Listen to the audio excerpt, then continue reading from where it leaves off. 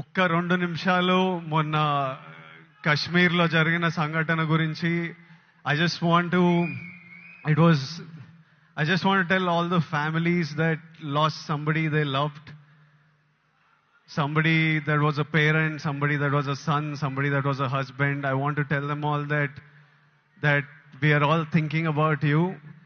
Meeru feel avutunna pain, we cannot come close to what you're feeling right now, but everyone is feeling the pain and feeling the anger, and we are all thinking of you. It shouldn't have happened, and we all stand in support of you.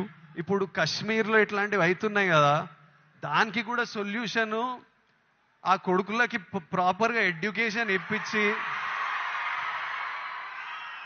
ఇట్లా brain wash కాకుండా ఏం సాధిస్తారో నేను చెప్తున్నా. కశ్మీర్ ఇండియాదే, కశ్మీరీస్ మనోలే.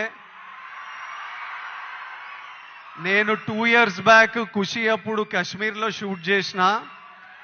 నాకు ఎంత మంచి memories ఉన్నాయో వాళ్ళతోని.